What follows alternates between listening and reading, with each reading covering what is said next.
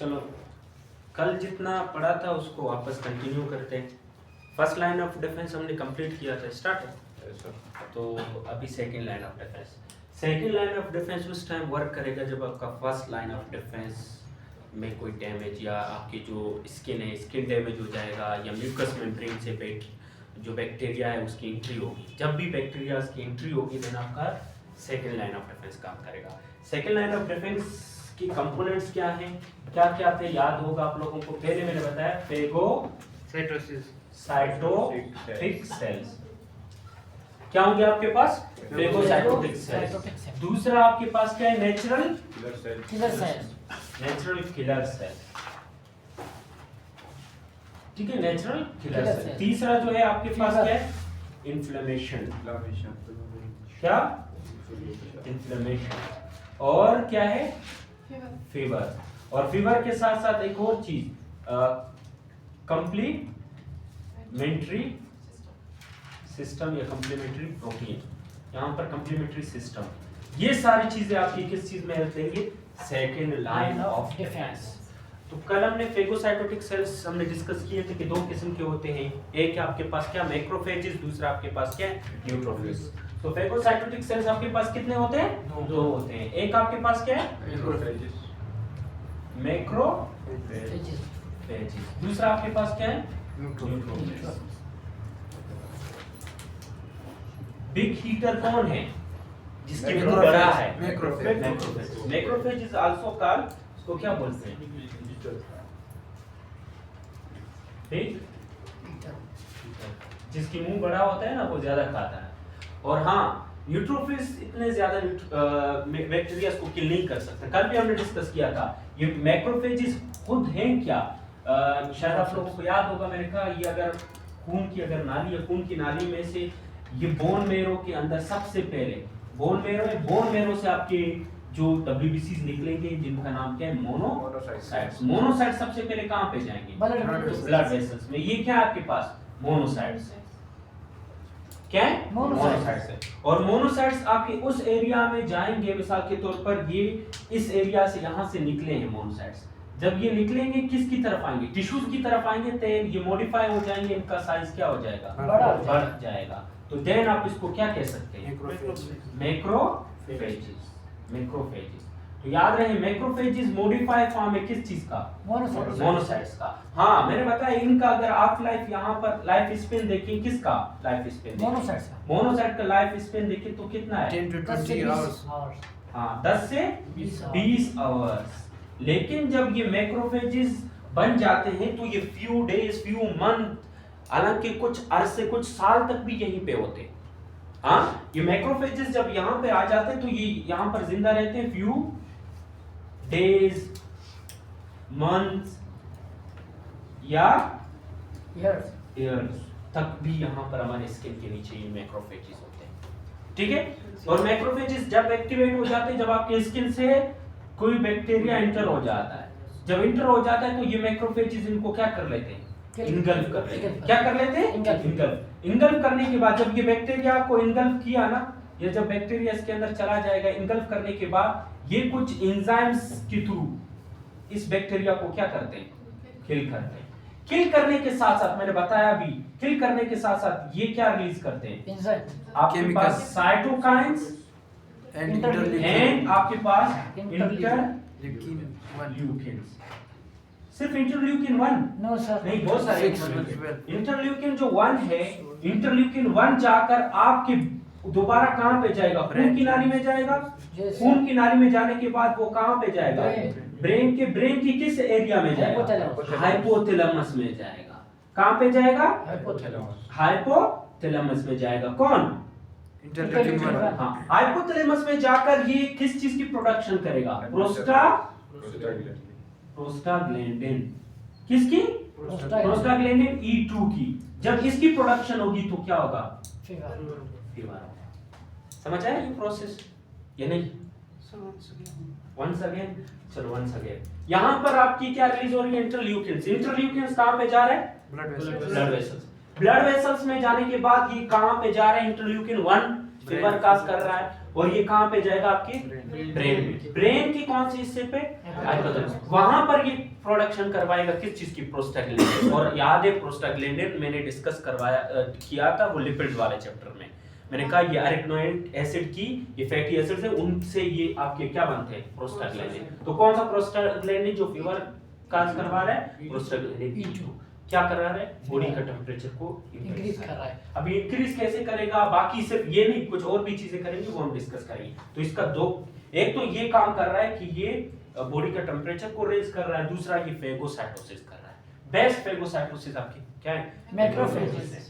हाँ एक और पॉइंट याद रखनी है, इसके अलावा ये साइटोकाइंस रिलीज करेंगे और ये साइटोकाइंस सारे आएंगे कहां पे, ब्लड वेसल्स में, या इंटरल्यूकिन्स आएंगे। ये दोबारा ये जो मोनोसाइट्स हैं, मोनोसाइट्स की क्या करवाएंगी, मोनोसाइट्स दोबारा इधर से पास होकर टिश्यूज की तरफ आएंगे। कहां पे आएंगे, टिश्यूज की तरफ। यानी इस एरिया में, जिस एरिया में इंफेक्शन हुआ है, इस एरिया में व्हाइट ब्लड सेल्स की अमाउंट ज्यादा होगी because of interleukins and cytokines. जिस एरिया में कोई इंफेक्शन है उस एरिया में आपकी व्हाइट ब्लड सेल्स की अमाउंट ज्यादा होगी बिकॉज ये केमिकल्स रिलीज हो रहे हैं और इनकी केमिकल की वजह से इस एरिया में जो इंफेक्शन है वो इंफेक्शन की वजह से फिर इन्फ्लेमेशन होगा। ठीक है, तो मैक्रोफेजेस का किस्सा पढ़ा। मैक्रोफेजेस का याद रहे कि जब ये टिश्यूज की तरफ आएंगे तो ये कुछ दिन, कुछ अरसा, कुछ साल तक भी जिंदा रह सकते हैं। ठीक है, इसके बाद न्यूट्रोफिल्स। न्यूट्रोफिल्स का तो किस्सा बता दिया। न्यूट्रोफिल्स भी आपके कहां पे होते हैं, बोन मैरो से। बोन मैरो से कहां पे आते हैं, ब्लड वेसल्स में। ब्लड वेसल्स में ये फ्लो कर रहे हैं। अभी इसका न्यूट्रोफिल्स का किस्सा देखिए ना, ब्लड वेसल्स में ये क्या कर रहे हैं, फ्लो कर रहे हैं और इनको सिग्नल कौन देता है, यहां पर मैक्रोफेजेस हैं। मैक्रोफेजेस कुछ केमिकल्स रिलीज करता है, इंटरल्यूकिन्स। हाँ वो ये क्या कर रहे हैं, ये आपकी क्या है, मोनोसाइट, न्यूट्रोफिल्स है। न्यूट्रोफिल्स वैसे फ्लो कर रहे हैं ब्लड के अंदर, लेकिन इनको सिग्नल कौन दे रहा है कि हाँ भाई यहाँ पर कोई जरासीम आ गया है, यहाँ पर कोई जरासीम आ गया। सिग्नल कौन दे रहा है, मैक्रोफेज। मैक्रोफेज क्या रिलीज कर रहा है, इंटरल्यूकिन। अभी ये जो न्यूट्रोफिल्स जो सीधा जा रहे थे, इनके लिए यहाँ से रास्ता थोड़ा बहुत खुल जाएगा, तो न्यूट्रोफिल्स यहाँ से मूव करके कहां पे जाएंगे, इसी एरिया में जाएंगे। ये एरिया में फिर न्यूट्रोफिल्स भी क्या होंगे, ज्यादा होंगे। तो न्यूट्रोफिल्स एंड मैक्रोफेजेस फेगोसाइटोटिक करके यहाँ पर जितने भी बैक्टीरियाज हैं उनको क्या करेंगे, फेगोसाइटोटिक करके किल करेंगे। समझ आया ये पॉइंट। तो ये इनके साथ साथ यहाँ पर भी क्या हो रही है, न्यूट्रोफिल्स की अमाउंट इस एरिया में क्या हो रही है, इंक्रीज। ये एरिया वो एरिया है जहां पर इंफेक्शन काज हुआ है।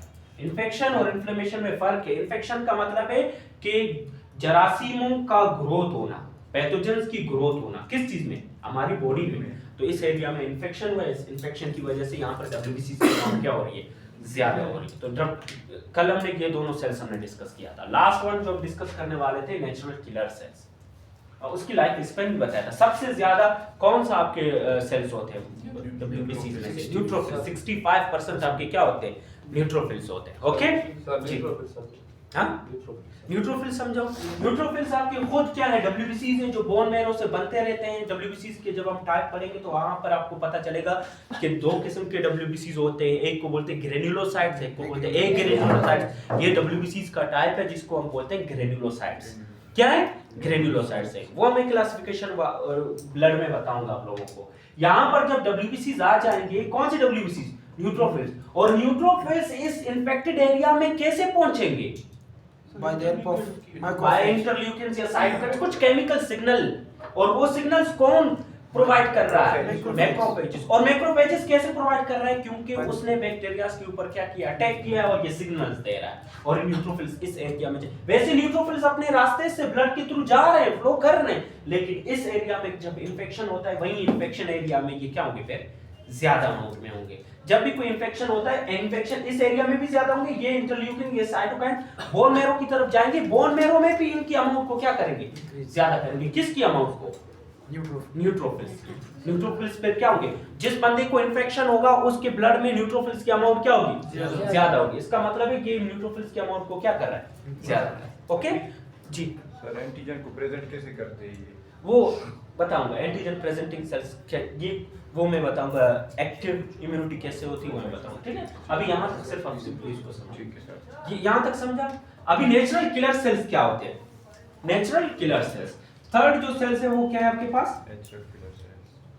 Natural killer cells. देखिए याद रहे नाम किलर है, किलर का मतलब है इनको मारते हैं बाहर से, इनको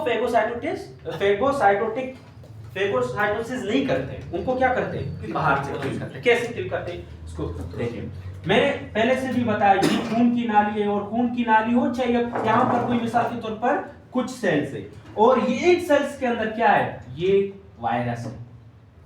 ये mostly natural killer sales virus infected cells को, जो सेल्स वायरस से इन्फेक्टेड है उनको क्या करते हैं किल करते हैं। तो ये कौन से सेल्स है, वायरस इन्फेक्टेड सेल, ये वायरस कंटेनिंग सेल या वायरस इन्फेक्टेड सेल्स है।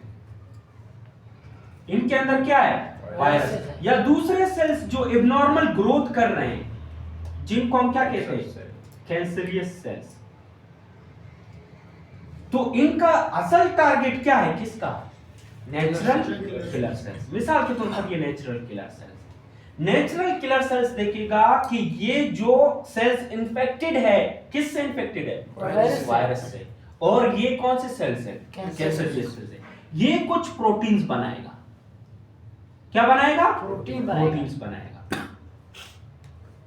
और ये प्रोटीन जाकर इसके सेल मेम्ब्रेन के अंदर क्या करेंगे, सुराख करेंगे। इसके सेल मेम्ब्रेन के अंदर क्या करेंगे, सुराख। या कुछ ऐसे प्रोटीन बना रहे हैं जिनको पोरफायरिन कहते हैं, जो क्या कर रहा है, पोरफिरिन, जो इनके अंदर क्या कर रहा है, पोर्स बना रहा है, सुराख बना रहा है। क्या, कौन बना रहा है, ये नेचुरल किलर सेल्स, और ये जाकर इनकी जो मेम्ब्रेन है उसको सुराख करेंगे, जिसकी वजह से ये सेल क्या हो जाएगा, डैमेज हो जाएगा और ये किल हो जाएगा। तो इस तरह नेचुरल किलर सेल्स कर रहे हैं। नेचुरल किलर सेल्स फेगोसाइटोसिस नहीं करते हैं, वो सिर्फ और सिर्फ क्या करते हैं, कुछ ऐसे प्रोटीन्स बना रहे हैं जो जाकर सेल मेम्ब्रेन्स को क्या कर रहे हैं, डैमेज कर रहे हैं। किसके, इन्फेक्टेड सेल्स है, कैंसरियस सेल। तो इस तरह नेचुरल किलर सेल्स का बहुत इंपॉर्टेंट, हाँ नेचुरल किलर सेल्स भी टाइप ऑफ डब्ल्यूबीसी है, याद है, ये भी किसकी टाइप है, डब्ल्यूबीसी टाइप के। ये मुख्तलिफ आपके मोस्टली लिवर में होते हैं, मुख्तलिफ लंग्स में या मुख्तलिफ टिश्यूज में, ब्लड वेसल्स में भी होते हैं,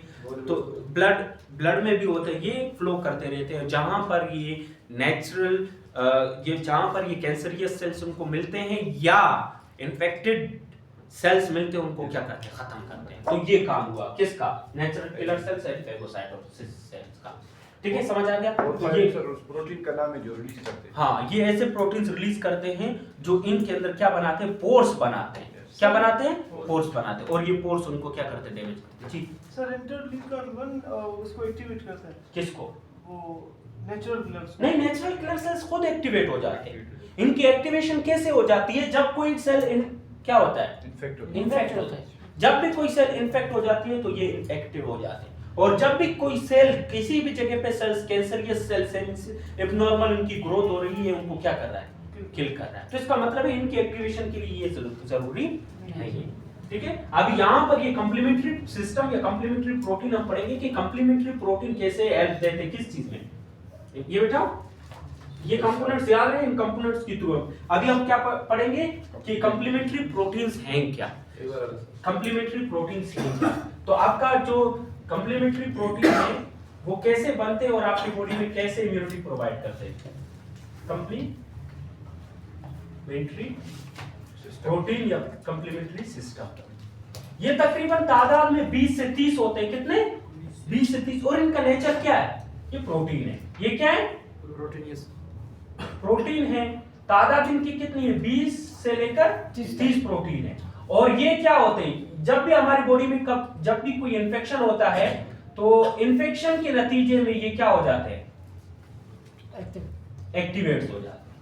ये क्या होते हैं, एक्टिवेट, और एक्टिवेशन जब इनकी हो जाती है तो ये क्या करते हैं, वो जो बैक्टीरिया है या कोई पैथोजन से उनको क्या करते हैं, ये किल करते हैं।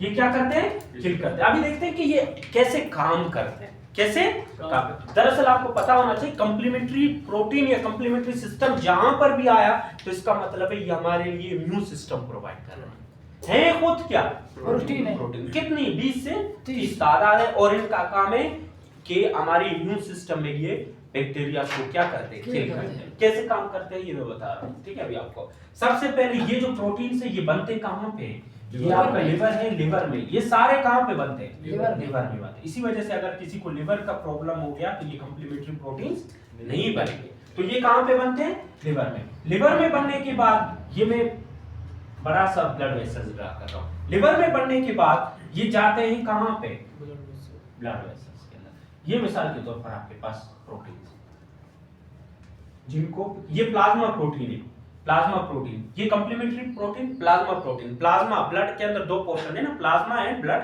सेल्स। तो ये प्लाज्मा में फ्लो करते रहते हैं, बनते हैं कहाँ पे? लिवर में। अभी यहाँ पर ये तो वैसे फ्लो कर रहे हैं और ये कब एक्टिवेट हो जाते हैं?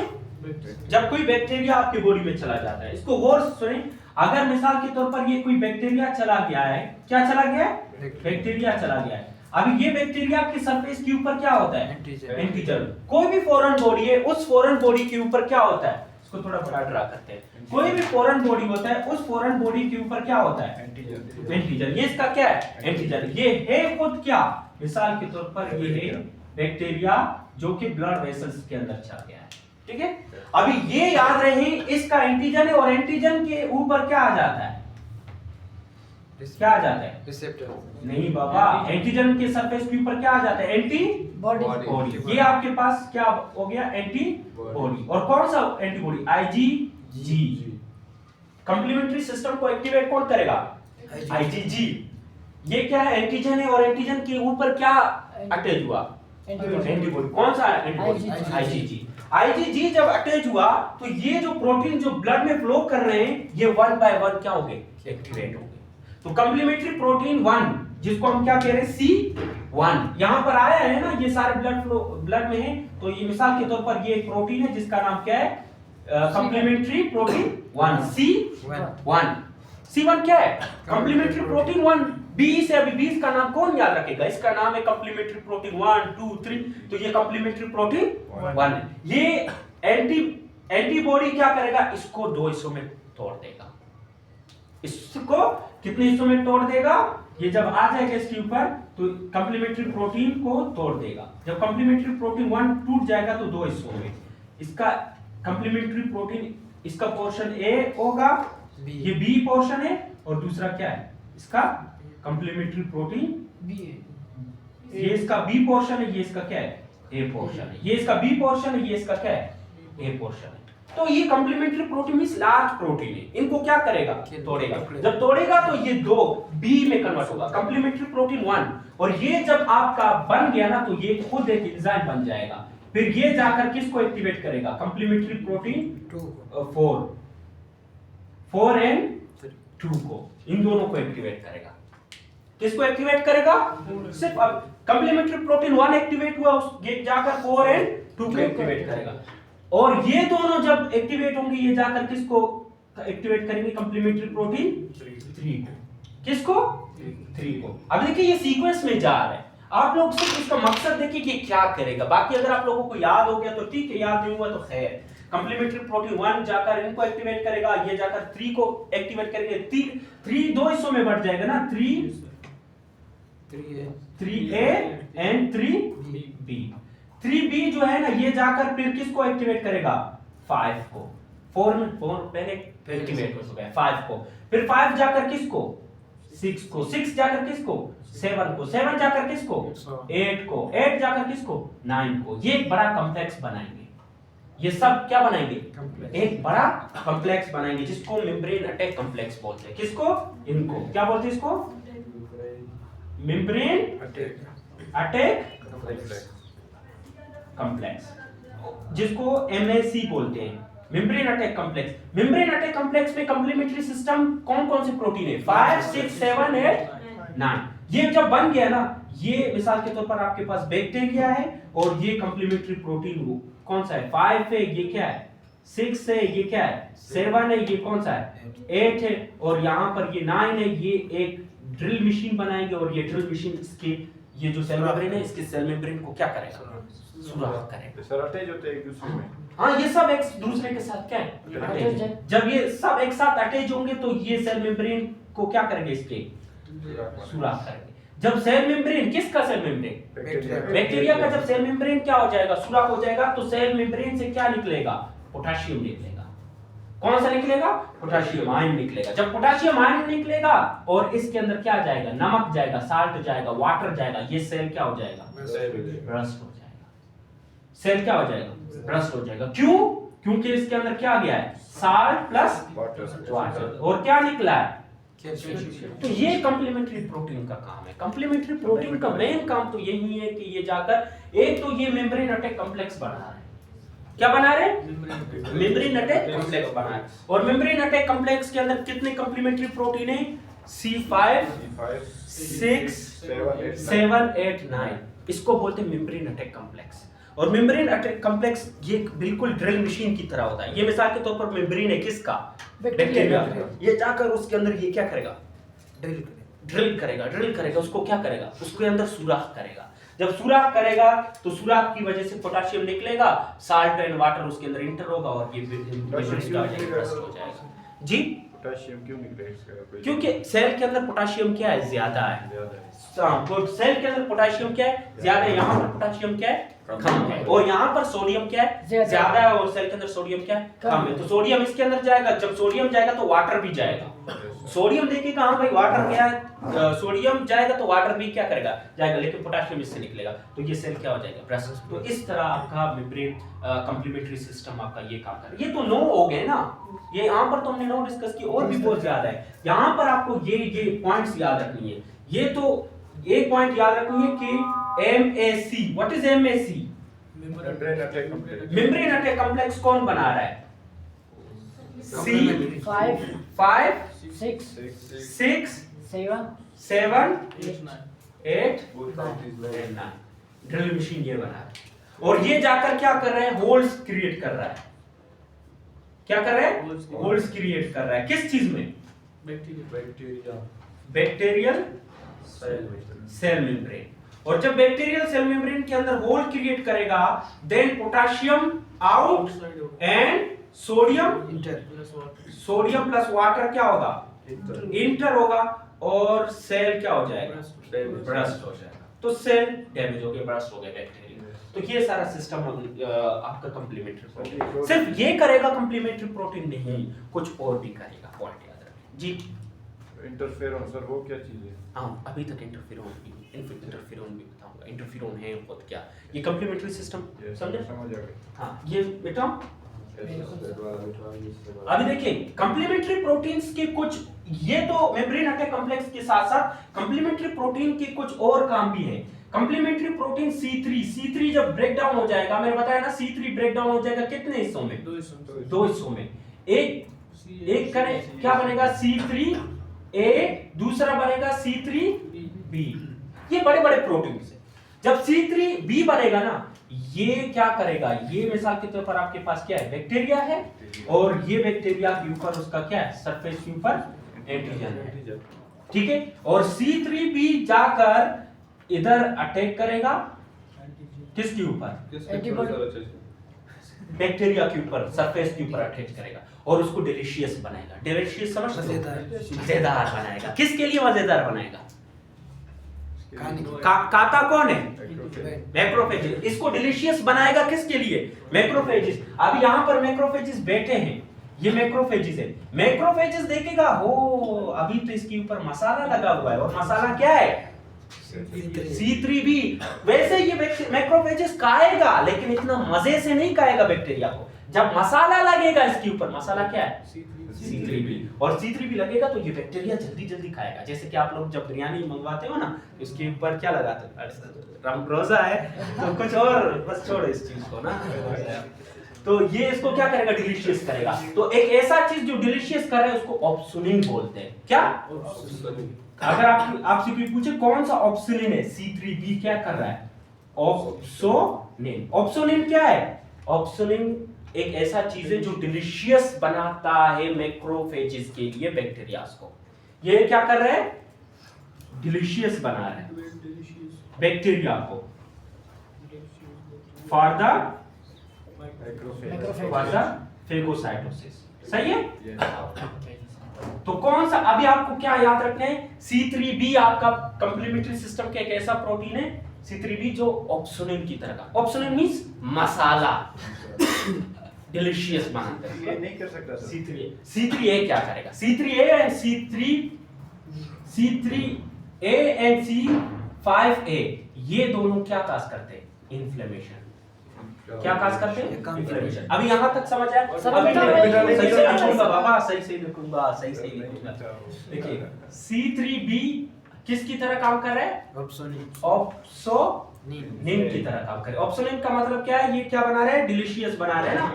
ये C3 भी आकर अटैच होगा और फिर मैक्रोफेजेस को ये क्या करवाएगा? दावत देगा। किसको? मैक्रोफेजेस आकर इसको क्या करेंगे? इनगल्फ करेंगे, मजे से इसको क्या करेंगे? खाएंगे। और कहीं और मसाला नहीं है? कहीं का बिरयानी खाने जाते तो और मसाला नहीं है, तो ये मैक्रोफेजेस को क्या करते? खाते। C3A एंड C5A ये दोनों किस चीज का काम करते हैं? इन्फ्लेमेशन का काम करते हैं। बस इतना याद रखना है।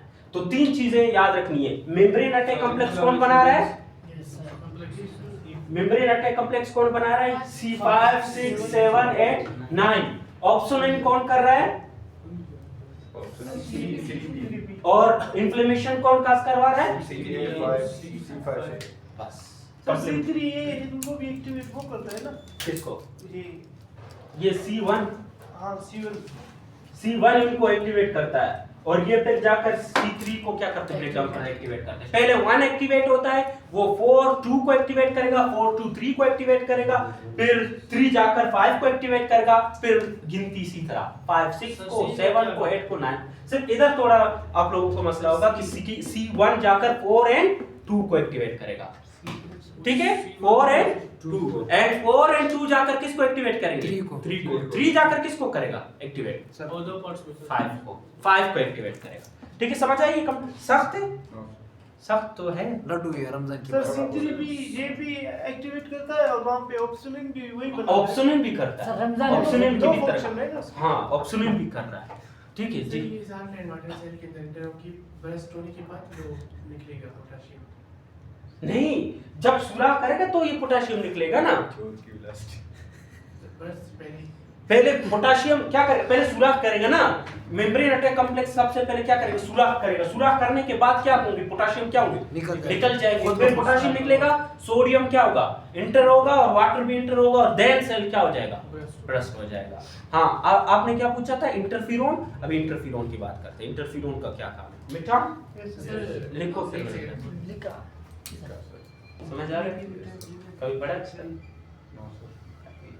इंटरफेरोन आपके बुक में लिखे हैं, मैं अपने से बात नहीं कर रहा हूँ, लिखे हैं आपके बुक ये में। चीज नहीं लिखी है सर। हाँ, ये चीज नहीं, थोड़ा मसाला लगा के थोड़ा मसाला लगाना चाहिए। डिलीशियस हो जाए। ये सारी चीजें, हाँ, डिलीशियस वाला मसाला वाला ऑप्शनल, जो मसाला लगाते हैं उसको क्या बोलते हैं? कॉम्प्लीमेंट्री सिस्टम मसाला भी लगा रहा है, क्या बना है? ऑप्शनल। ये मिटाऊं अभी? ये नहीं मिलेगी। फिर गला फाड़ के नहीं बोलना। नहीं नहीं, ये वाली मिलेगी। हाँ, वो नहीं मिटाऊं। चलो वो नहीं मिलेगी। अभी बार ये मिलेगी। तो फिर देख लेना, वीडियो में देख लेना, ठीक है? परेशान नहीं होना, वीडियो में देख लेना। अपलोड हो गया। हाँ, अपलोड होगा डेली। डेली वाला अपलोड होगा। नहीं नहीं, डेली। आज सुबह भी आया था वीडियो एक। जी, अभी आप एक और चीज है जिसका नाम क्या है? इंटरफेरोन। इंटरफेरोन है खुद क्या? इंटरफेरोन आपके लाइपोप्रोटीन्स हैं।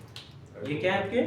लाइपोप्रोटीन्स है या हेट्रोजीनियस कंपाउंड है या कुछ ऐसे कंपाउंड हैं जो कौन बनाते हैं। ये आपके बुक में लिखा है, वैसे भी आपको याद रखना है। ये क्या है? लाइपोप्रोटीन्स है। लाइपोप्रोटीन पता है ना? कंजुगेटेड प्रोटीन्स होते हैं जिनके अंदर लिपिड है, प्रोटीन। ये आपके पास क्या है? लाइपोप्रोटीन्स है। इनको कौन बनाता है? याद रहे, इनको कौन बनाता है? इंटरल्यूकिन्स को कौन बनाता है आपके? हमारे इम्यून सिस्टम के सेल्स, जैसे कि मैक्रोफेजेस हैं या कुछ और सेल्स क्या बनाते हैं? इंटरफेरोन बनाते हैं। ये सुने और से ना। ये मिसाल के तौर पर इम्यून सिस्टम का एक सेल है जिसका नाम क्या है? इम्यून सिस्टम का कोई भी सेल है, इम्यून सिस्टम का सेल है। और यहाँ पर ये मिसाल के तौर पर आपके पास क्या है? वायरस है। क्या है? वायरस है। जब वायरस इधर चले जाते हैं किसके अंदर? सेल्स के अंदर। वायरस को इंगल्फ करना है, वायरस चले गए, वायरस एक लिखे ना, एक वायरस है। जब वायरस चला गया किसके अंदर? इंटरफेरोन का किस्सा दरअसल किसके साथ है? वायरस के साथ है। जैसे नेचुरल किलर सेल्स, इसी तरह इंटरफेरोन क्या करते हैं? इंटरफेरोन सर, ये मिसाल के तौर पर एक सेल है, ये इम्यून सिस्टम का एक सेल है, मैक्रोफेज इसको समझिए या कोई और सेल समझे। अगर इसके अंदर वायरस चला गया, वायरस क्या करेगा? वायरस रेप्लिकेशन करेगा। सुने? रेप्लिकेशन करेगा, वायरस रेप्लिकेशन करेगा, वो ट्रांसक्रिप्शन करेगा। लेकिन इसकी ट्रांसलेशन और ट्रांसक्रिप्शन को रोकने के लिए ये जो आपका क्या है, ये WBCs है ना, ये WBCs कुछ क्या बनाते हैं? कुछ प्रोटीन्स बनाते हैं। क्या बनाते हैं? और ये प्रोटीन जाकर इसकी किस चीज को, ट्रांसलेशन को ऑफ क्या, वायरसेस की ट्रांसलेशन को क्या करते हैं? इंक्रीज ब्लॉक करते हैं। जब वायरसेस की ट्रांसलेशन ट्रांसक्रिप्शन ब्लॉक होगा तो क्या वायरस वहां पे ग्रोथ करेगा? क्या वहां पर वायरस की रिप्रोड्यूस होगी? नहीं होगा। तो इसका मतलब है इंटरफेरोन का काम ही है कि वायरसेस को क्या करना, वायरसेस की ग्रोथ को क्या करना, इंटरफेयर करना, इसकी ग्रोथ, उसकी ग्रोथ को इनहिबिट करना। कैसे इनहिबिट करता है? बाय द हेल्प ऑफ ये कैसे इनहिबिट करता है? ट्रांसलेशन को क्या करता है? स्टॉप करता है। कौन? इंटरफेरोन। कौन? इंटरफेरोन। आप लोगों ने वो, मैंने हेपेटाइटिस याद है, मैंने बताया था अल्फा इंटरफेरोन हम देते हैं, बाहर से देते हैं। वैक्सीन है ना सर? हाँ, अल्फा इंटरफेरोन नहीं, वैक्सीन नहीं है, अल्फा इंटरफेरोन देते हैं। तो यहाँ पर इंटरफेरोन हमारे बॉडी में नेचुरली भी बनता है। सर ये लिवर से मिलकर बनते हैं, ये लाइपोप्रोटीन है। ये नॉर्मली हमारी बॉडी में भी बनते हैं और उनको कौन बनाते हैं? हमारी बॉडी की इम्यून सिस्टम। और ये कब एक्टिवेट हो जाते हैं? जब वायरस हमारे बॉडी में चला जाता है और रेप्लिकेशन करता है और वो ट्रांसलेशन करता है, अपने लिए प्रोटीन बनाने की कोशिश कर रहा है। वायरस अपने लिए प्रोटीन बनाने की कोशिश कर रहा है, लेकिन हमारी इम्यून सिस्टम उसकी प्रोटीन फॉर्मेशन को स्टॉप कर रहा है। ठीक है? तो वायरस का जो कोर प्रोटीन है ना, प्रोटीनियस जो कोट है, वो नहीं बनेगा, जिसकी वजह से वायरस क्या होंगे? खत्म होंगे। तो इंटरफेरोन का ये कैसे रोकता है इसकी ट्रांसलेशन को? तो वो उनके साथ अटैच होंगे। जैसे कि एंजाइम्स, इस तरह एंजाइम होते हैं, ये जाकर उस एंजाइम इनहिबिटर्स होते हैं, ये जाकर उनके एंजाइम्स के साथ या उनके जो मशीनरी सिस्टम जो चल रहा है उसके क्या होंगे? अटैच होंगे और उसको क्या करेंगे? इनहिबिट करेंगे। ठीक है? इंटरफेरोन वायरस प्रोटीन बना रहे हैं ना? कहां पे? यहां पे बना रहा है। हाँ ना, बना रहा था, लेकिन इसने क्या किया? स्टॉप किया। किस? इंटरफेरोन ने ना। इंटरफेरोन क्या है? खुद नेचर का क्या है? लाइपोप्रोटीन। क्या इंटरफेरोन हमारी बॉडी में इम्यून सिस्टम प्रोवाइड करते हैं? Yes sir. यस। कौन सा? Specific, non specific? Specific sir. Non specific बाबा, ये नॉन स्पेसिफिक है। ये हर वायरस के लिए, हर वायरस जब जाएगा तो इस तरह हो सकता है। ठीक है? तो साइटोकाइन्स और इंटरफेरोन का ये किस्सा। अभी गौर से सुने, इन्फ्लेमेशन स्टार्ट होने वाला है। इन्फ्लेमेशन है खुद क्या? अभी मिटाओ ये मसाला हाँ, मसाला थोड़ा डाल, मसाला डालो मैं। जी इंटरफेरोन के लिए इतना याद रखने, कंप्लीमेंट्री सिस्टम को थोड़ा गौर से पढ़ना है। इंटरफेरोन अगर आप लोग इतना भी याद किया बस। अब मिटाओ। Inflammation, what is inflammation? Inflammation का तो नाम सुना होगा। Yes, sir. Inflammation means the response of the body against the pathogens या अगेंस्ट एनी डैमेज। जब भी आपकी बॉडी में कोई डैमेज हो जाता है, सिर्फ इन्फेक्शन की वजह से नहीं, जब भी स्किन में कोई डैमेज हो जाता है, वो एरिया में इन्फ्लेमेशन होती है। जब भी बॉडी में कहीं भी आपका इन्फेक्शन होता है, उस जगह में क्या होती है? इन्फ्लेमेशन। इन्फ्लेमेशन है खुद क्या? Response of the body, response of the body against the pathogens and damaging tissue. Damaging tissue के खिलाफ या डैमेजिंग, जहां पर डैमेजिंग हो रहा है ना, उस तरफ आपका क्या होगा? इन्फ्लेमेशन। तो अगर आप सबसे पहले इन्फ्लेमेशन की डेफिनेशन देखें, इन्फ्लेमेशन है खुद क्या? रिस्पांस है किस चीज का? बॉडी का। बॉडी का response of body against the infection. Infection का क्या मतलब है? जब भी आपकी बॉडी में जब बैक्टीरिया चले जाते हैं, वो ग्रोथ कर लेते हैं, उनकी ग्रोथ को, वो जब इंटर होते हैं, उसकी एंट्री को, उसकी ग्रोथ को हम इन्फेक्शन बोलेंगे। और इसके खिलाफ जो बॉडी रिस्पांस शो करेगा उसको हम क्या बोलते हैं? इन्फ्लेमेशन। क्या इन्फ्लेमेशन सिर्फ इसके नतीजे में होता है? नहीं, फिजिकल इंजरी। जब भी कोई इंजरी हो जाती है या टिश्यू आपके क्या हो जाते हैं? डैमेज। किसी भी जगह पे टिश्यू क्या हो चुके हैं? डैमेज हो चुके हैं। या किसी इंसेक्ट ने क्या किया है? इंसेक्ट ने क्या किया है, Attack बाइट किया। किया है। कभी कभार आप लोगों को मच्छर काटते हैं तो आप देखते हो वो एरिया क्या हो चुका है, रेड हो चुका है। तो यहाँ पर वहां पर भी थोड़ा बहुत क्या होता है, इन्फ्लेमेशन। तो इस नतीजे में क्या होती है, बॉडी उस जगह पे जहां पर टिश्यू डैमेज हो चुके हैं, जहां पर कोई इन्फेक्शन हो चुका है, जहां पर इंसेक्ट ने बाइट किए, वो एरिया क्या करेगा, इन्फेक्ट। कभी कभार वो डेंगी या हम प्रावी में बोलते हैं मूंगी, मूंगी है सर, वो जब डंग मारती है तो ये एरिया क्या हो जाता है, स्वेलिंग करती है। तो वो एक किस्म का क्या है, इन्फ्लेमेशन। इन्फ्लेमेशन। तो उसके खिलाफ क्या कर रहे हैं, बॉडी रिस्पांस शो कर रहा है, उसको हम क्या बोलते हैं, इन्फ्लेमेशन। कभी कभार आप लोगों को कोई इंजेक्शन नहीं, कोई सुई लग जाता है, कोई चीज, ठीक है, कांटा लग जाता है, तो उस एरिया में भी क्या होती है, कोई बेल लग जाता है, उस एरिया में भी क्या हो जाती है, इन्फ्लेमेशन। तो इन्फ्लेमेशन का मतलब ये नहीं है कि सिर्फ किसके खिलाफ, इन्फेक्शन के खिलाफ। बॉडी का रिस्पांस, कोई भी फिजिकल इंजरी हो चुका है या टिश्यू डैमेज हो चुका है या कोई इंसेक्ट बाइट कर चुके हैं, तो वहां पर जो बॉडी रिस्पांस शो करता है उसको हम क्या बोलते हैं, अगर फाइटिंग हुआ सर, अभी हम आते हैं कि इन्फ्लेमेशन कैसे होता है। इन्फ्लेमेशन कैसे होता है, इसको गौर जी, फाइटिंग हुआ सर, तो फाइटिंग भी तो फिजिकल इंजरी है ना। तो देखिए इन्फ्लेमेशन कैसे होता है, गौर से सुने। ये आप समझे कि आपका स्किन है और यहाँ पर आपकी, इसको गौर से सुने, ये में खून की नाली, रेड कलर का अगर मार्कर होता तो अच्छा होता है। ये आपके खून की क्या है, नाली है, ठीक है, ये क्या है, खून की नाली। अभी मैं इंजरी वाला किस्सा बताऊं या कोई इन्फेक्शन वाला, आपकी मर्जी सर। आपकी मर्जी से। हाँ? इंजरी वाला बताओ। इंजरी वाला इंजरी वाला। चलो इधर मिसाल के तौर पर हमने किसी के हाथ में या पाँव में इधर पिन क्या किया, इंटर किया है, क्या पिन। पिन, इंजेक्शन ठीक है, पिन। जब पिन इंटर करते हो तो इस एरिया के सेल्स क्या हो जाते हैं, डैमेज हो जाते हैं। क्या हो जाते हैं, इस एरिया के सेल्स क्या हो जाते हैं, डैमेज हो जाते हैं। और ये जब सेल डैमेज हो जाते हैं तो ये ऐसे लगता है कि बाहर से कोई हार्मफुल एजेंट्स, कोई खतरनाक चीज आ रहा है, बॉडी को लग रहा है कि कोई चीज मुझे नुकसान पहुंचा रहा है, और हकीकत में भी क्या कर रहा है, पहुंचा रहा है, ठीक है। अगर पहुंचाया तो डैमेज हुए सेल्स, डैमेज होंगे जो सेल्स, वो एक चीज रिलीज करेंगे जिसका नाम क्या है, हिस्टामिन। मेन फैक्टर इन्फ्लेमेशन का क्या है, हिस्टामिन है। क्या है, हिस्टामिन। अगर हिस्टामिन रिलीज हुआ, और से देखिए हिस्टामिन और ये टिश्यू जब डैमेज होंगे, चलो इधर में टिश्यू, इधर इंजरी हो चुका है, यहां पर हम क्या करेंगे, यहां पर इस एरिया में कोई बैक्टीरिया एंटर हुआ है, क्या, कोई बैक्टीरिया एंटर हुआ है, और ये आपके पास खून की नाली है। खून की नाली इधर देखे पूरा क्या है, बारीक है, ठीक है, बारीक खून की नाली। अभी हिस्टामिन यहां पे रिलीज हुई है और यहां पर ये जो बैक्टीरिया ने अटैक किए, ये जो हमारे टिश्यूज हैं, टिश्यूज ने, या यहां पर कुछ मैक्रोफेजेस हैं, उन्होंने क्या रिलीज किया है, जो डैमेज टिश्यूज हैं उन्होंने क्या रिलीज किया, हिस्टामिन यहां पे रिलीज हो रहा है, हिस्टामिन यहां पे रिलीज हो रहा है, समझ आया।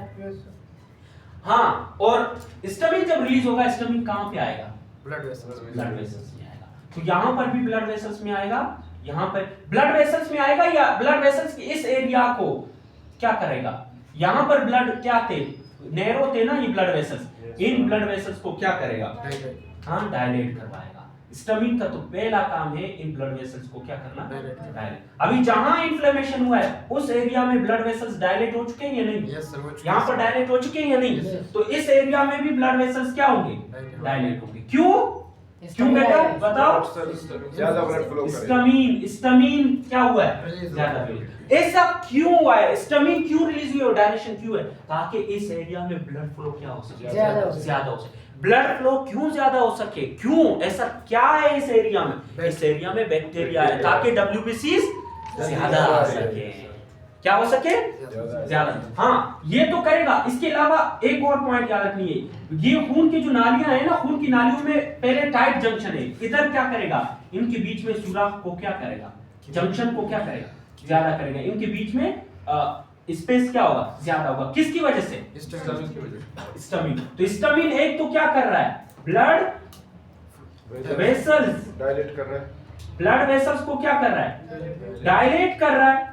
दूसरा एक और चीज कर रहा है, परमिएबिलिटी को क्या कर रहा है, इंक्रीज कर रहा है। परमिएबिलिटी का क्या मतलब है सर कि चीजों के लिए रास्ते को क्या कर रहा है, ज्यादा। वेलकम। तो यहाँ पर क्या होंगे, यहाँ पर क्या होंगी, यहाँ से पहले तो WBCs यहाँ से नहीं निकल रहे थे क्योंकि ये स्पेस क्या था, छोटा था, तो यहाँ से अभी WBCs आसानी से न्यूट्रोफिल्स आएंगे, क्या आएंगे, न्यूट्रोफिल्स आएंगे, कुछ प्रोटीन्स आएंगे, फ्लूइड भी आएगा क्योंकि रास्ता बड़ा है, तो यहाँ पर फ्लूइड आएगा, WBCs आएंगे। कौन से WBCs, मैक्रोफेजेस आएंगे, न्यूट्रोफिल्स आएंगे, तो ये एरिया थोड़ा, इस एरिया में ब्लड वेसल्स क्या हो चुके, डायलेट हो चुके, तो खून यहाँ पे ज्यादा आएगा कम, ज्यादा।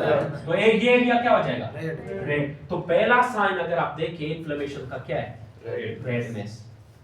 रेडनेस होगा कि नहीं, यस सर, यस। दूसरा क्या, अगर यहाँ पर फ्लूइड जमा होगा तो ये एरिया स्वेलिंग होगी नहीं, यस सर, हाँ, ये एरिया थोड़ा फूल जाएगा कि नहीं, स्वेलिंग हो जाएगा कि नहीं, Yes, sir. तो इस एरिया में क्या होगी, स्वेलिंग, स्वेलिंग होगी। क्यों स्वेलिंग होगी, क्योंकि इधर फ्लूइड ज्यादा आ रहा है, फ्लूइड ज्यादा आ रहा है, और इधर क्या हो रहा है, डब्ल्यूबीसी ज्यादा आ रहा है, प्रोटीन ज्यादा आ रहा है, यहाँ पर सारी चीजें यहाँ पर जमा हो रही है और यहाँ पर स्वेलिंग होगी। तो दूसरा क्या होगा, यहाँ पर स्वेलिंग, स्वेलिंग।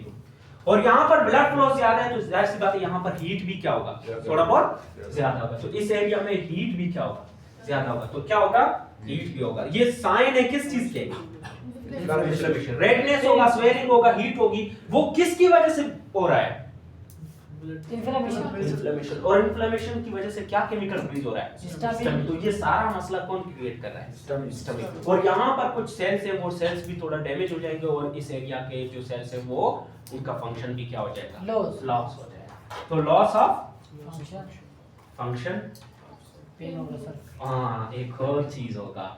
यहाँ पर ये जो टिश्यूज है ना, ये टिश्यूज डैमेज हो रही है, तो यहाँ पर एक और चीज बनेगा जिसका नाम है प्रोस्टाग्लैंडिन। जहां पर पेन हो रहा है, इसका मतलब है वहां पर क्या बन रहा है, प्रोस्टाग्लैंडिन। तो इस एरिया में प्रोस्टाग्लैंडिन प्रोडक्शन बनेगा, जिसकी वजह से क्या होगी, पेन। पेन को क्या बोलते हैं, डॉलर, क्या ठीक है, मतलब डॉलर? रॉबर, इनके दूसरे नाम, बायोलॉजिकल नेम। ठीक है, बायोलॉजिकल। और स्वेलिंग को क्या बोलते हैं, ट्यूमर। को याद रखना चाहिए। नहीं यार, ये करो आप लोग, ठीक है। ठीक है। यहाँ पर ये पॉइंट याद रहा, तो यहाँ पर देखिए रेडनेस हुआ, स्वेलिंग हुआ, हीट हुआ। ये इस एरिया में क्या हुआ, बैक्टीरिया भी आया, ये बैक्टीरिया है, ये बैक्टीरिया। और बैक्टीरिया को किसने किल किया, ये बैक्टीरिया। और आप यहाँ पर इसको, ये रेड कलर का, ब्लैक कलर का क्या आपके पास, मैक्रोफेजेस है, और बहुत सारे न्यूट्रोफिल्स हैं। तो ये इस बैक्टीरिया को क्या करेंगे, किल करेंगे, और खुद भी क्या हो जाएंगे, मर जाएंगे। तो यहाँ पर स्किन भी थोड़ा क्या हो चुका है, ऊपर आ चुका है। और ये इस एरिया को क्या बोलते हैं, पस। बलूची वाला पस नहीं, ये पस है आपका। पस क्या है, पस मींस वो एरिया जहां पर इंफ्लेमेटरी डेड सेल्स होंगे, डब्ल्यूबीसीज होंगे, और वहां पर फ्लूइड जमा होगा, उसको हम क्या बोलते हैं, पस। फिर आप लोग उसको यूं करते हो, निकल जाता है एक नया एरिया, स्किन आपका बन जाता है। इस एरिया को हम क्या बोलते हैं, पस।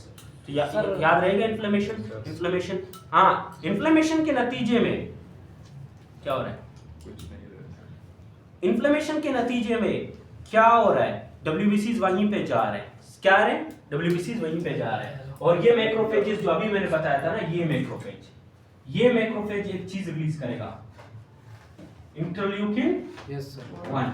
जब भी कोई इन्फ्लेमेशन होती है तो इंटरल्यूकिन 1 रिलीज होगा, और इंटरल्यूकिन 1 कहां पे जाएगा, ब्रेन की तरफ। ब्लड वेसल से। ब्लड वेसल से कहां पे जाएगा, बताएं शाबाश, ब्रेन की तरफ। ब्रेन में। ब्रेन के कौन से एरिया में, हाइपोथैलेमस। हाइपोथैलेमस में क्यों, क्योंकि हाइपोथैलेमस ही आपका टेंपरेचर को क्या करता है, रेगुलेट करता है, सेट पॉइंट हाइपोथैलेमस। हाइपोथैलेमस में क्या बनते हैं, प्रोस्टाग्लैंडिन। प्रोस्टाग्लैंडिन फॉर्मेशन की वजह से कौन सा प्रोस्टा, PGE2 बनेगा, तो क्या होगा, फीवर होगा। क्या होगा, फीवर। क्या फीवर सिर्फ इसकी वजह से होता है, नहीं, फीवर इसकी वजह से नहीं होता है सिर्फ। फीवर याद रहे, ये जो बैक्टीरिया है, बैक्टीरिया के प्रोडक्ट्स, बैक्टीरिया का सेल मेम्ब्रेन या बैक्टीरिया से कुछ प्रोडक्ट, वो भी जाएंगे कहां पे, ब्लड वेसल्स में। फीवर किसकी वजह से हो रही है, क्या सिर्फ इंटरल्यूकिन काज करवा रहा है, नहीं, किसकी वजह से, बैक्टीरिया। कल किसी ने पूछा था कि सर बैक्टीरिया जब ज्यादा होंगे क्या फीवर ज्यादा होगा, जाहिर सी बात है, बैक्टीरिया का अमाउंट ज्यादा होगा तो बैक्टीरियल प्रोडक्ट्स भी क्या होंगे, ज्यादा होंगे। जब बैक्टीरियल प्रोडक्ट्स ज्यादा होंगे तो कहां पे जाएंगे, ब्लड वेसल्स में। कहां पे जाएंगे, हाइपोथैलेमस में। हाइपोथैलेमस में जाकर यही बैक्टीरियल प्रोडक्ट्स आपके फीवर काज करेंगे। तो सिर्फ और सिर्फ इंटरल्यूकिन नहीं, बैक्टीरियल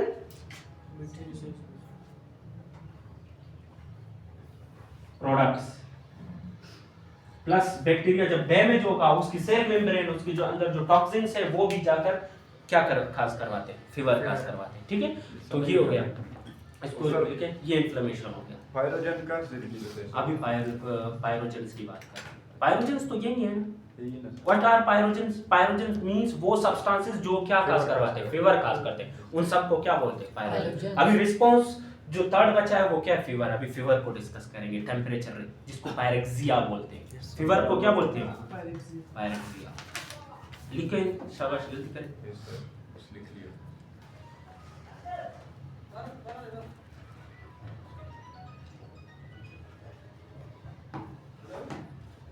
लिखा?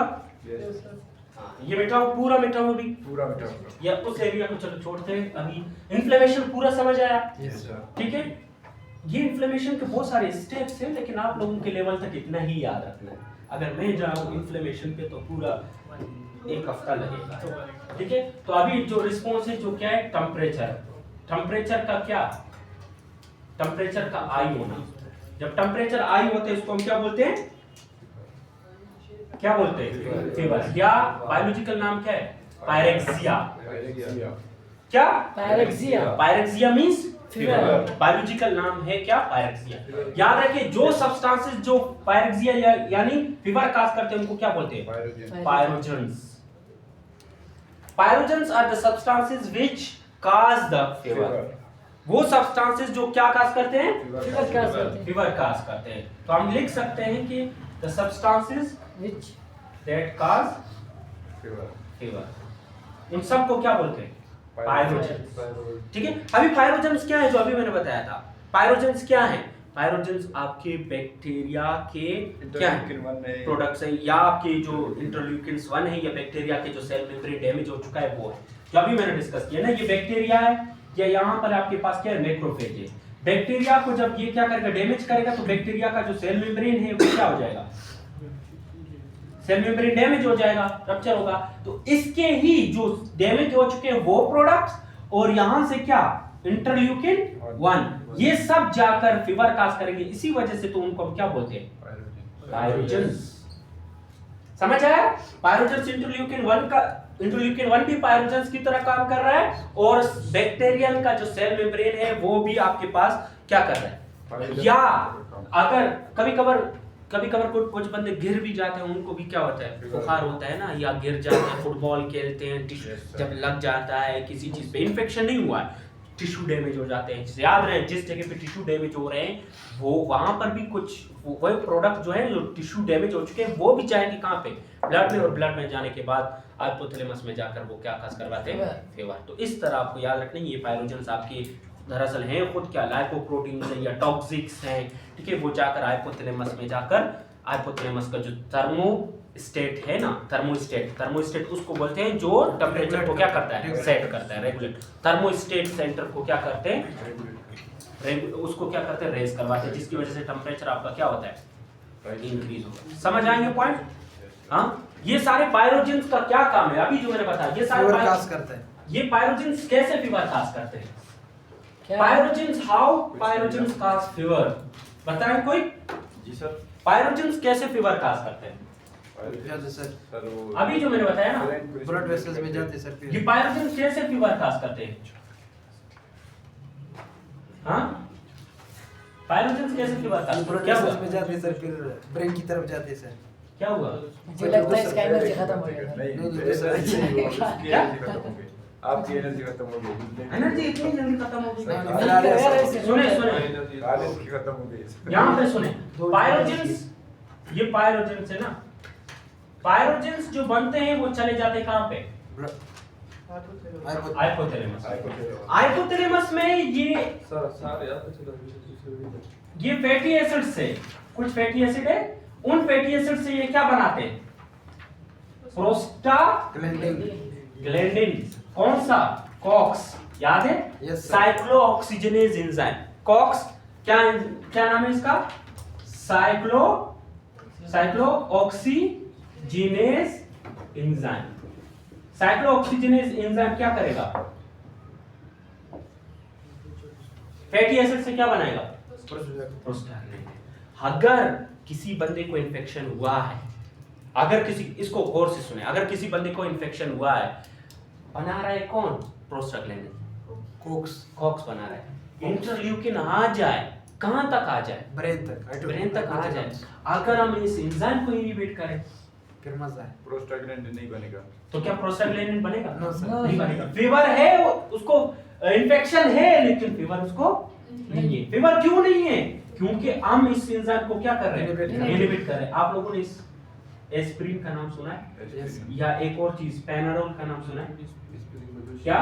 Panadol, aspirin, Panadol. ये जाकर किसको, इसको कैसे पता चलता है कि भाई हाँ बुखार है या दर्द है? ये किसको, प्रोस्टाग्लैंडिन फॉर्मेशन को क्या करते हैं? स्टॉप करते हैं। प्रोस्टाग्लैंडिन नहीं बनेगा। ब्रेन के ऊपर प्रोस्टाग्लैंडिन नहीं बना है, ब्रेन के अंदर प्रोस्टाग्लैंडिन नहीं बन रहा है। क्यों? क्योंकि कौन सा एंजाइम इनहिबिट है? कॉक्स। कौन इनहिबिट कर रहा है इसको? एस्पिरिन या पैनाडोल। और इससे फिर नुकसान नहीं होता है। इससे आप खुद बताओ क्या नुकसान हो सकता है या नहीं? यस सर, हो सकता है। अभी आप देखेंगे कि फीवर वैसे नॉर्मली फीवर है क्या, फीवर के लिए फीवर क्यों होता है हमारे बॉडी में? क्यों सर, जरूरी फीवर है? कितने टेम्परेचर पे? बैक्टीरियल की ग्रोथ को कम करना। बैक्टीरियल ग्रोथ कैसे कम होता है इसको हम डिस्कस करेंगे। टेम्परेचर क्यों हाई होता है? हाँ? फीवर होता है ना, टेम्परेचर क्यों हाई? तो फीवर तो इसी को तो बोलते हैं ना, टेम्परेचर का सर कितने तक सर आई होना सर? हाँ? कितने तक आई होना सर? कैसे फीवर होता है है सर। मतलब? कैसे होता है? ये जो हाइपोथैलेमस है ना, हाइपोथैलेमस में क्या करते हैं मेटा, वैसे ये जो क्या होती है टेम्परेचर रेस कैसे होता है? ये थर्मोसेट, ये जहां पर एक सेंटर रहते हैं उस सेंटर को एक्टिवेट करते हैं, जिसकी वजह से मेटाबॉलिज्म इंक्रीज होती है। मेटाबॉलिज्म इंक्रीज होती है, एटीपी प्रोडक्शन ज्यादा होती है और एटीपी ब्रेकडाउन ज्यादा होती है, तो हीट अप होता है हमारा बॉडी। हमारा बॉडी क्या होता है? हीट अप होता है। यहां पर समझ आया पैनाडोल और एस्पिरिन कैसे काम कर रहा है? Yes, क्या sir. काम कर रहा है? मिटाना नहीं इनहिबिट सर। The COX. हाँ? अभी हम आते हैं कि फीवर का फीवर बेनिफिट्स ऑफ फीवर हाँ, सही। क्या? Yes sir. Benefits of fever क्या? बुखार के फायदे हैं। Yes, कभी sir. कभी आप लोगों ने सुना है हाँ मुझे बुखार हुआ है यार, मजा है। फायदा होता है ना बुखार का। लेकिन एक सर्टेन हाँ? लिमिट होता है सर। मजा नहीं है। स्कूल से बंदा क्या करता है? छुट्टी छुट्टी करते करता है। लेकिन यहाँ पर ये जो बदली से फीवर है मजा ना, आता है, सर। फीवर का क्या काम है?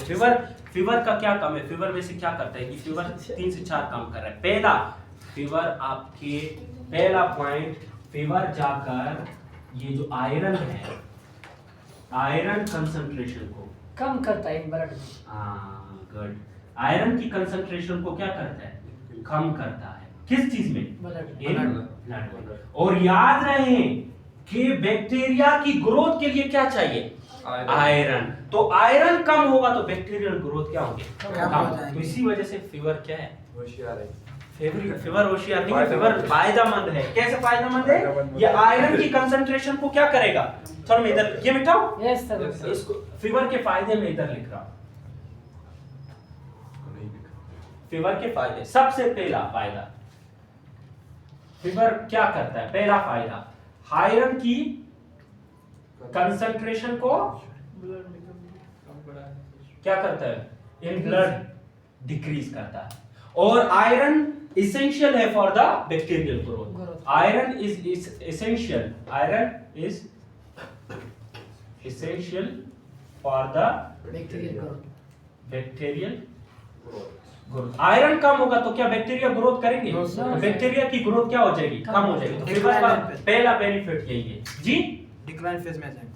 हाँ, डिक्लाइन फेज में आ जाएगा। गुड, होशियार। खान बहुत होशियार है। ठीक है, तो ये काम हुआ।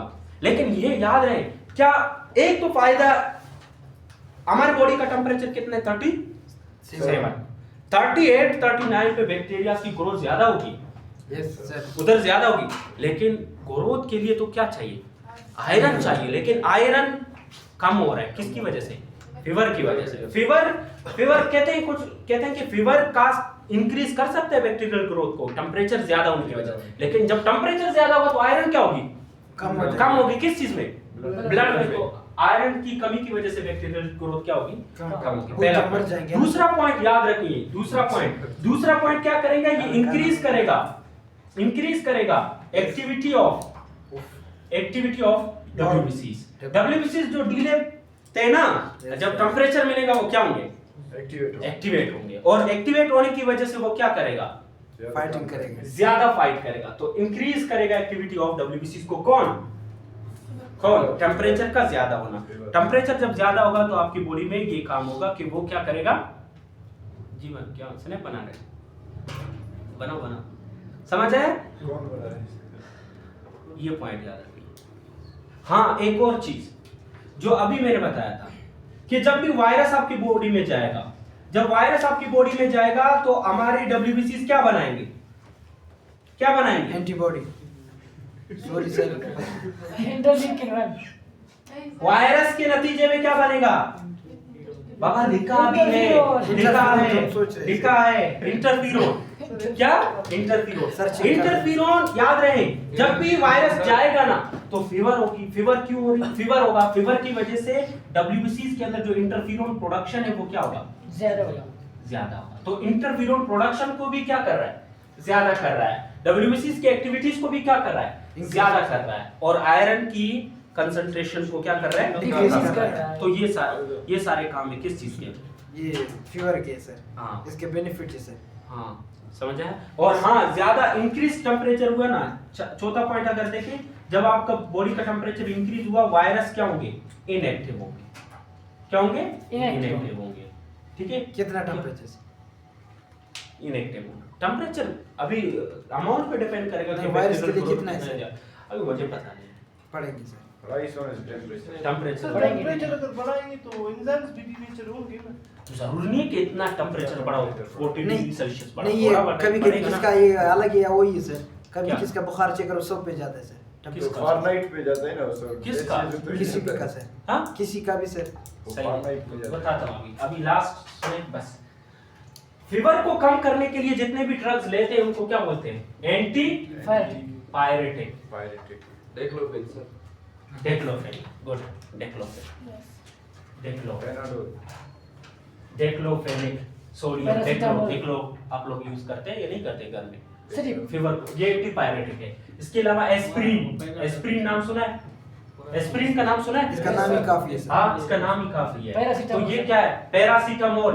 पैरासीटामोल पता है क्या है? सीटामोल। सीटामोल पता है क्या है? पेनाडोल। पेनाडोल। पेनाडोल का दूसरा नाम क्या है? पैरासीटामोल। ये सारी चीजें क्या है? एंटीबायोटिक। एंटीपायरेटिक। एंटीपायरेटिक क्यों है? क्योंकि ये जाकर किस चीज की प्रोडक्शन को कम करते हैं? प्रोस्टाग्लैंडिन।